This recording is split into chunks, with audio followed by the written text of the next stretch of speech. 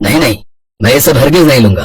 तू कैसी बात कर रहा है यार? शिवानी को मैं बहू नहीं, बेटी बनाकर ले जा रहा हूँ अपने घर, और मुझे सिर्फ मेरी बेटी चाहिए, समझ गया ना? अरे पर शादी ब्याह में ये सब तो चलता है ना यार, और वैसे भी ये सब मैं तुझे नहीं अपनी बेटी को दे रहा हूँ, समझा? तो तू चुपचाप बैठकर समोसा खा। नहीं यार, तू मेरी बात समझने की कोशिश कर मेरे भाई। हम दोनों की हैसियत में जमीन आसमान का फर्क है, लेकिन फिर भी तू अपना वादा निभा रहा है, ये मेरे लिए बहुत बड़ी बात है। अब अगर मैं तुझसे दहेज लूंगा तो खुद से नजरें नहीं मिला पाऊंगा, और फिर दुनिया तो यही कहेगी ना कि अमीर दोस्त का फायदा उठाया मैंने। नहीं नहीं, ये मुझसे नहीं हो पाएगा। इतना कहकर शिवशंकर की आंखों में आंसू आ गए, और ये देखकर उसके बचपन के दोस्त रवि किशन ने आगे बढ़कर उसे गले से लगा लिया और कहा, अरे बस कर पगले, तेरी यही खुददारी तो है जिसे देखकर मैंने बचपन में ही अपनी शिवानी का रिश्ता तेरे सूरज से तय कर दिया था। मैं जानता हूँ कि सूरज तेरी ही परछाई है, और लाखों में एक है वो।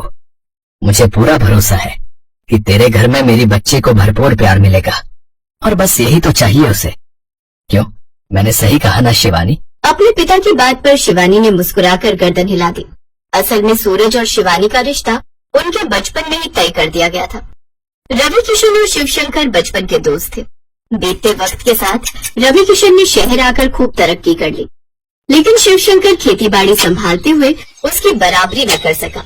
लेकिन इस बात का उनकी दोस्ती पर कोई फर्क नहीं पड़ा, और न ही शिवानी और सूरज के रिश्ते पर, क्योंकि कहीं न कहीं उनके भी दिल बचपन से ही जुड़ चुके थे। Hello Shivani, I did it, मेरा वीजा अप्रूव हो गया। अरे वाह, कॉन्ग्रेचुलेशंस। मानते हो ना मैं लकी हूँ आपके लिए। अरे ये तो मैंने बचपन में ही मान लिया था, बट एक प्रॉब्लम है यार। अब क्या? मुझे शुरुआत में अकेले ही दुबई जाना होगा, बस 2-3 सालों की बात है। अच्छा, वैसे कब जाना है आपको? बस हमारी शादी के 2 हफ्तों के बाद। तुम मैनेज कर लोगी ना? मुश्किल तो होगा, पर आई विल मैनेज। आप बस जल्दी से अपना सपना पूरा करके आ जाना मेरे पास। अरे मैं आऊंगा, और फिर तुम्हें भी ले जाऊंगा अपने साथ, हमेशा हमेशा के लिए। अच्छा जी, सिर्फ मुझे? नहीं नहीं, हम पूरी फैमिली के साथ दुबई शिफ्ट हो जाएंगे, सब एक साथ रहेंगे वहाँ। ओ मैडम, इतना आसान नहीं है। आसान नहीं है तो हम आसान बना लेंगे, आप अभी ज्यादा मत सोचो। सूरज शिवानी को वो हर खुशी देना चाहता था जो उसे उसके मायके में मिलती आई थी, और इसके लिए उसे कम वक्त में ज्यादा पैसा कमाना था। इसीलिए शादी के बस 2 हफ्तों के बाद अपनी नई नवेली दुल्हन को छोड़कर वो दुबई जा रहा था। इधर शिवानी उदास तो थी, लेकिन उसे लगता था कि दुबई जाकर अच्छी जॉब करना सूरज का सपना है। इसीलिए उसने हंसते चेहरे के साथ सूरज को विदा किया और फिर, माँ जी मुझे कपड़े धोने थे, वॉशिंग मशीन कहाँ है? वही जहाँ से तुम्हारे पापा ने नहीं खरीदी तुम्हारे लिए। जी मैं कुछ समझी नहीं। हाँ हाँ, तुम कहाँ कुछ समझोगी, समझदारी का पूरा ठेका तो मेरे परिवार ने ही ले रखा है ना। यहाँ कोई मशीन वशीन नहीं है, हम सब हाथों से ही धोते हैं कपड़े। अब जी ठीक है। सूरज के पिता ने शिवानी के परिवार से किसी भी तरह का दहेज लेने से साफ इनकार कर दिया था, और इसी शर्त के साथ शिवानी और सूरज की शादी हुई थी। लेकिन इस बात से सूरज की माँ पार्वती बहुत नाराज थी। शादी के वक्त वो लाख कोशिश करके भी अपने पति का इरादा नहीं बदल सकी, लेकिन अब वो अपनी सारी भड़ास शिवानी पर उतार रही थी। बहू एक बात सुनो, ये इतने महंगे कपड़े पहनकर घूमने की जरूरत नहीं है यहाँ। अब तुम अपने बाप की हवेली में नहीं हो, ससुराल में हो, तो यहीं के रंग ढंग में रहो। तुम्हारे ये महंगे कपड़े देख देख कर मेरी बेटी का जी ललचाता है। अरे माँ जी, अगर ऐसी बात है तो मैं पापा से बोलकर सीमा के लिए भी ऐसे कपड़े मंगवा देती हूँ, अब कोई दिक्कत नहीं है। अगर दिक्कत नहीं थी तो पहले ही लेकर आने चाहिए थे ना। रहने तो अब कोई जरूरत नहीं है। माँ जी, पापा ने तो सब कुछ सोच कर रखा था, पर यहीं से मना किया गया था, इसीलिए। हाँ, और इसीलिए तुम्हारे अमीर खानदान को मौका मिल गया अपना असली रंग दिखाने का। रहने दो, शरीफ खानदान है हमारा, तो हमें तो मना करना ही था, मगर जिसे जो करना होता है ना वो कर ही देता है। इतना कहकर पार्वती तो वहाँ से चली गई, लेकिन शिवानी वहीं खड़ी सोचती रह गई कि इस सब में उसकी क्या गलती है, और अब वो आगे ये सब कैसे संभालेगी। पार्वती का उसके प्रति बर्ताव बीतते दिन के साथ और खराब होता जा रहा था, और तो और शिवानी की ननद सीमा भी इस सब में अपनी माँ का पूरा साथ दे रही थी। दोनों माँ बेटी ने घर का हर काम शिवानी पर ही डाल दिया था, और शिवानी किसी से बिना कुछ कहे सब कुछ सहती जा रही थी। उसके ससुर शिवशंकर इस सब का विरोध करना चाहते थे, लेकिन शायद ये शिवानी की खराब किस्मत ही थी कि उसकी शादी के बाद से ही शिवशंकर की तबीयत इतनी बिगड़ गई कि अब उनका बचना मुश्किल ही लग रहा था। पापा जी, आप मेरी बात मान लीजिए ना, मैं पापा से बोलकर आपका इलाज अच्छे हॉस्पिटल में करवा सकती हूँ। नहीं नहीं बेटा, तुम्हारे पापा का सामना करने की अब मुझ में हिम्मत नहीं है। कितने भरोसे के साथ उसने तुम्हें मेरे घर भेजा था, लेकिन यहाँ क्या हो रहा है मैं सब समझ रहा हूँ। और उससे भी शर्मनाक बात यह है कि मैं ये सब रोक भी नहीं पा रहा हूँ। बेटा, अब और जीने की इच्छा ही नहीं है मेरी, तो भला कोई डॉक्टर क्या ही कर लेगा।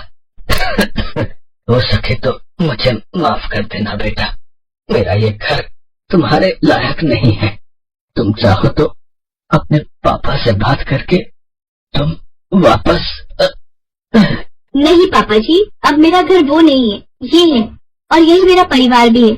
और मेरे पापा ने हमेशा मुझे यही सिखाया है कि चाहे जो हो जाए अपने परिवार का साथ कभी नहीं छोड़ना। शिवानी की बात सुनकर शिवशंकर ने मुस्कुराते हुए उसके सिर पर हाथ फेरा, और बस यही वो पल था जब शिवशंकर ने अपनी आखिरी सांस ली और शिवानी के लिए मुसीबतें बढ़ने वाली। खा गई ये करम जली, खा गई मेरे पति को।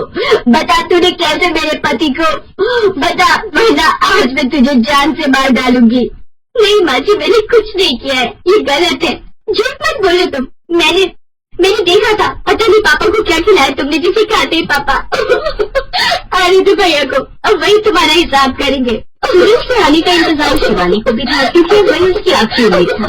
लेकिन शिवानी ये नहीं जानती थी कि दुबई से वापस लौटने वाला शख्स तो कोई और था। सूरज अच्छा हुआ जो आप आ गए। आप मुझे ले चलिए अपने साथ। अब मैं इस नरक में और नहीं रह सकती। देखिए ना माँ जी और सीमा मुझ पर कितना गलत इल्जाम लगा रही है। आज तक मैं चुप रही, लेकिन अब नहीं रहूंगी।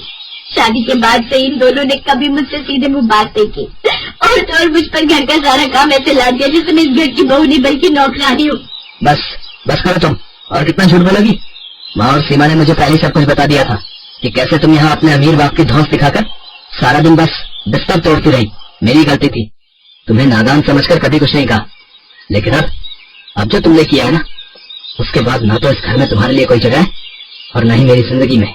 इस एक पल में शिवानी के लिए सब कुछ खत्म हो गया। जिस ससुराल को वो अपना सब कुछ मानकर इतने दिनों से निभाने की कोशिश कर रही थी, वहीं से उसे बाहर का रास्ता दिखा दिया गया। और ऐसा करने वाला उसका पति ही था, जो अपनी माँ और बहन की बातों में आकर उससे रिश्ता तोड़ चुका था। यहाँ मेरा कोई नहीं है, ये मुझे बहुत पहले समझ जाना चाहिए था, लेकिन कोई बात नहीं। आज ये बात समझाने के लिए आपका बहुत बहुत शुक्रिया। इतना कहकर शिवानी अपना सामान लेकर निकल पड़ी और हमेशा के लिए अपने मायके वापस आ गई। सूरज और उसके परिवार से अब उसका कोई रिश्ता नहीं था, लेकिन कुछ था जो अभी होना बाकी था। 5 साल बाद। अब किससे मिलना है आपको? शिवानी, मुझे माफ कर दो। मैं जानता हूँ मैंने बहुत देर कर दी, लेकिन मैं अब लौट आया हूँ। अब जाकर मुझे समझ में आया कि असल में गलत तुम नहीं, बल्कि मेरी माँ और मेरी बहन थी, जिन्होंने हमारे घर को बर्बाद कर दिया। वो मुझे तुम्हारे खिलाफ भड़काती रही, लेकिन तुमने भी तो कभी कुछ नहीं कहा। वो तो अच्छा हुआ कि पापा की लिखी एक पुरानी चिट्ठी मुझे घर में पड़ी मिल गई, जिसमें उन्होंने माँ और सीमा की सारी सच्चाई लिख दी थी। पर पता नहीं वो चिट्ठी उन्होंने मुझे भेजी क्यों नहीं। खैर वो सब छोड़ो, मैं तुम्हें लेने आया हूँ शिवानी, चलो मेरे साथ। कहाँ? उस घर में जो कभी मेरा हो ही नहीं सका। माफ कीजिए मिस्टर सूरज, अब पराए घर में पराए लोगों के साथ रहने का ना तो मुझे कोई शौक है और ना ही जरूरत। अब मैं खुद के लिए काफी हूँ। और हाँ, आपकी जानकारी के लिए बता दूं कि आपके पापा की लिखी वो चिट्ठी मैंने ही आप तक नहीं पहुँचने दी थी, पर शायद वो मेरी सबसे बड़ी गलती थी, जिसे अब मैं कभी नहीं दोहराऊंगी। इतना कहकर शिवानी ने दरवाजा बंद कर दिया और सूरज बाहर खड़ा अपनी उन गलतियों पर पछताता रहा, जिनकी अब कोई माफी नहीं थी।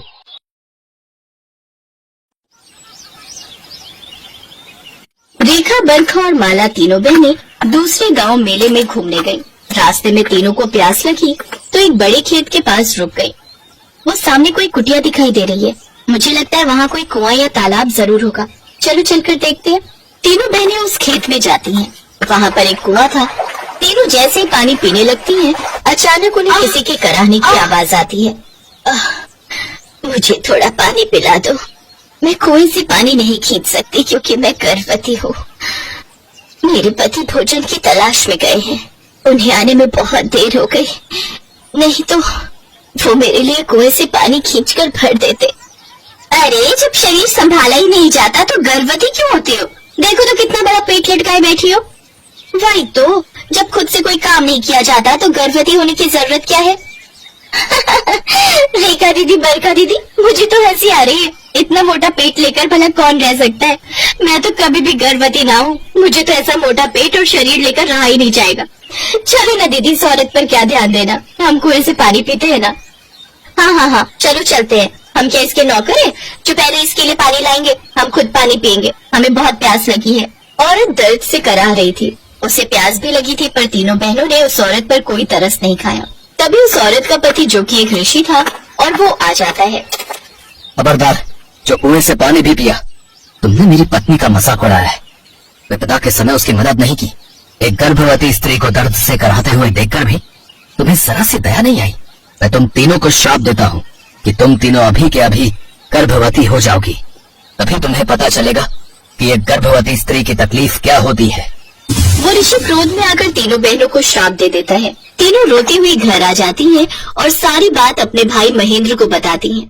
महेंद्र उन ऋषि और उनकी पत्नी को ढूंढता है, पर वहाँ खेत में अब उनकी कुटिया नहीं थी। न जाने वे दोनों कहाँ चले गए थे। महेंद्र अपनी बहनों के साथ घर लौट आता है। महेंद्र की तीनों बहनें गर्भवती हो चुकी थी। उनको गर्भावस्था में देखकर सारे गांव वाले उन पर थू थू कर रहे थे। महेंद्र की तीनों बहनों का रो रो कर बुरा हाल था। हे भगवान, अब मैं क्या करूं? इन तीनों की तो सगाई भी हो चुकी है। अगर इनके ससुराल वालों को ये बात पता चली तो मैं उनसे क्या कहूंगा कि मेरी तीनों बहनें बिन ब्याही गर्भवती कैसे बनी? कौन विश्वास करेगा? भैया, अब हम क्या करेंगे? हमें तो बहुत डर लग रहा है। हमारी वजह से आपकी कितनी बदनामी हो रही है। इससे तो हम तीनों इस दुनिया में ना ही रहे तो अच्छा है। रेखा, कैसी बातें कर रही हो तुम तीनों? तुम तीनों बहनें मेरे लिए क्या हो ये बताने की जरूरत नहीं। कोई ना कोई रास्ता जरूर निकल आएगा। चलो हम भगवान शिव के मंदिर चलते हैं और उनसे प्रार्थना करेंगे कि वो उन ऋषि और उनकी पत्नी को ढूंढने में हमारी मदद करें। महेंद्र तीनों बहनों के साथ शिव जी के मंदिर जाता है और प्रार्थना करता है। तभी तीनों की नजर वहाँ ऋषि और उनकी पत्नी पर जाती है, जो मंदिर में ही बैठे थे। भैया, वो देखो, वो ऋषि और उनकी पत्नी वहाँ बैठे हैं। भगवान शिव ने हमारी सुन ली भैया, हमें ऋषि और उनकी पत्नी मिल गए। चलो रेखा दीदी, बरखा दीदी, हम उनसे माफी मांगेंगे। जय शिव शंकर, आपने हमें ऋषि और उनकी पत्नी से मिलवा दिया। आपकी सदा ही जय हो। चलो तीनों जल्दी चलो और इनसे माफी मांगो। चलो। महेंद्र तीनों बहनों के साथ उन ऋषि के पास जाता है और सिर झुकाकर क्षमा मांगता है। हे ऋषि महाराज, मेरी तीनों बहनों से भूल हो गई। इन्होंने नादानी में ऐसा किया, इन्हें क्षमा कर दीजिए ऋषि महाराज। अच्छा, तो तू इन तीनों की तरफदारी करने के लिए आया है? जा, मैं नहीं माफ करूंगा। नहीं, ऐसा मत कहिए। अब भगवान शिव के मंदिर में बैठे हैं और आप तो जानते ही हैं शिव जी कितने दयालु हैं। वो अपने सभी भक्तों को क्षमा कर देते हैं। तो आप भी तो शिव भक्त हैं, आप भी मेरी बहनों को क्षमा कर दीजिए। अच्छा चल ठीक है, मैं तेरी तीनों बहनों को क्षमा कर दूंगा, पर तुझे मेरी एक शर्त माननी होगी। कहिए, मुझे आपकी हर शर्त मंजूर है। ठीक है, मैं अपना श्राप वापस ले लूंगा, पर तुम्हें अपनी बहनों के लिए बलिदान देना होगा। तुम आजीवन विवाह नहीं करोगे, अविवाहित रहोगे। बोलो, क्या तुम करने को तैयार हो? हाँ, मुझे ये शर्त मंजूर है। नहीं, पर हमें नहीं। अगर हमारा भाई आजीवन अविवाहित रहेगा तो हम तीनों बहनें भी कभी शादी नहीं करेंगे। हम तीनों बहनें अपनी जान दे देंगे। ऋषि महाराज, अगर आप ये शर्त रखेंगे तो हम तीनों बहनें इस दुनिया में जीवित ही नहीं रहेंगे। तीनों बहनों और भाई का प्यार देखकर ऋषि को उन पर दया आ गई और उन्होंने अपना श्राप वापस ले लिया। परंतु याद रहे, आज के बाद कभी भी किसी संकट में पड़े असहाय व्यक्ति का मजाक मत उड़ाना। महेंद्र की तीनों बहनें वादा करती हैं कि वो ऐसा कभी नहीं करेंगी। तीनों फिर से पहली वाली अवस्था में आ जाती हैं और महेंद्र अपनी बहनों को लेकर खुशी खुशी घर लौट आता है।